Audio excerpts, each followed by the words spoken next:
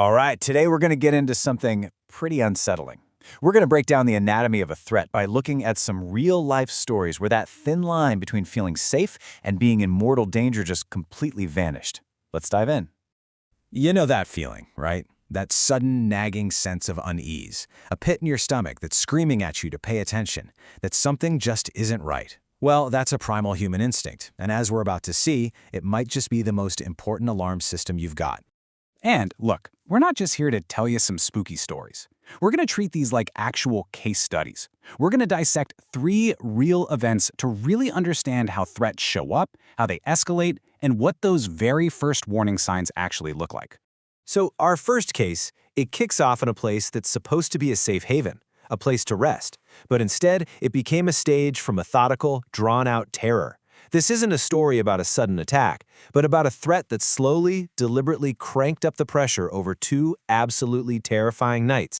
Think about this setup. It's so normal. It's almost mundane. A guy, a commercial refrigeration repairman, is on a work trip in some quiet, isolated town. He's by himself.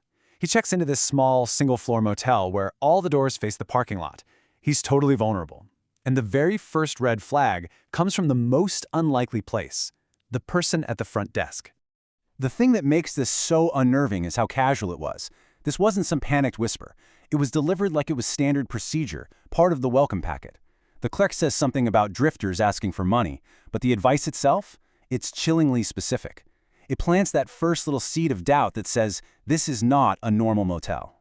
Then the night begins, and it just unfolds as this methodical, creepy test of his defenses.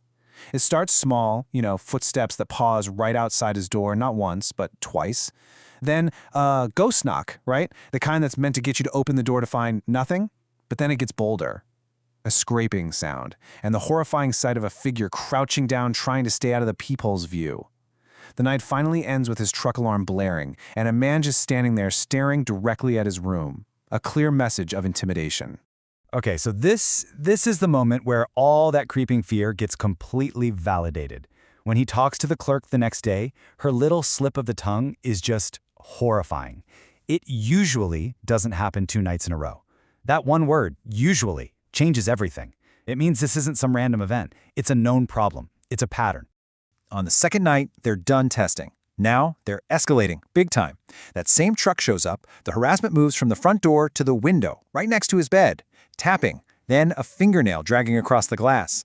Then the whole strategy changes. They unlock the empty room right next to his. He hears a hard thump on the shared wall. Are they testing it? And then, finally, they make their move. A direct attempt to get into his room by forcing open the bathroom window.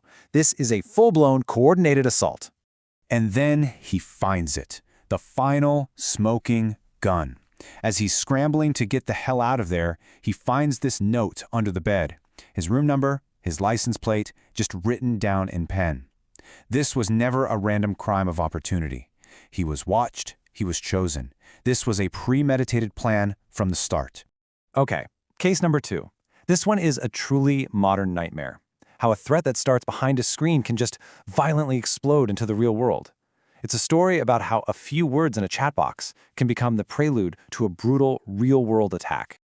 Right off the bat, the warning signs couldn't be more obvious. After matching on a dating app, a guy quickly gets possessive. And this isn't just awkward flirting. It's a declaration of ownership. It's a direct threat of murder for something as simple as being unfriended online. The danger is just announced, loud and clear. So just look at this.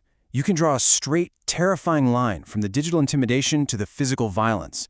Those possessive messages and demands for her location, they weren't just empty words. They were the warm-up for a physical ambush. The threat of murder for being blocked became a literal attempt on her life as he choked her and slammed her head into a brick wall. The digital intimidation was basically the rehearsal for the main event. And there are 2 details here that are just absolutely chilling. First, he found her. She never gave him her address, but there he was, waiting in an alleyway by her house. His obsession had already turned into active stalking. And second, the bizarre, mundane reason she's still alive. The attack didn't stop because he had a moment of mercy. It stopped because he was about to miss the last bus. Her life was literally saved by a public transit schedule. All right, our final case. We're going somewhere primal for this one, deep into the woods. And this story isn't about a physical assault. It's about a horrifying campaign of psychological torture that plays on one of our deepest fears, being totally alone and hunted. Just like with the motel story, this whole thing kicks off with a weird, unasked-for warning. A guy camping solo stops at a diner, and a local, seeing he's not from around there, offers this little piece of advice. It's vague, sure, but it's unsettling. It's a hint that the quiet he's looking for might be hiding something else. So now it's later. He's deep in the woods, and that vague feeling of dread, it's about to become very, very real. A figure just emerges from the tree line. He doesn't ask for directions or make small talk. He asks the one question that's specifically designed to figure out how vulnerable you are. Are you out here alone? That's not a conversation starter. That's an interrogation. What happens next is just a masterclass in psychological warfare. For hours, he hears footsteps circling his tent. He hears a man exhale, a slow breath so close it sounds like it's inside the tent with him. This pattern, the walking, the breathing, repeats all night long. He's trapped. He can't see them. He can only listen as they patrol his tiny little sanctuary. And here's the kicker. At sunrise, he hears multiple sets of footsteps running away. He was never dealing with just one person. But honestly, this next part might be the most disturbing thing of all. He flees in the morning, right? Leaves some gear behind. Later, when he starts to rationalize that maybe he overreacted, he goes back to get his stuff, and he finds nothing. The entire campsite has been removed. Not just stolen, but erased. The only thing left was the ash from his fire. It's like they were sending one final message. We were here, and we can make you disappear. Okay, so we've looked at 3 completely different, absolutely terrifying situations. What's the takeaway here? What is the common thread that ties all of this together? Well, it all comes down to recognizing the pattern, to understanding the playbook that these predators almost always follow. Let's just lay it all out side by side. In every single case, there was a clear warning sign, a weird piece of advice from a clerk, obvious digital threats, an invasive personal question.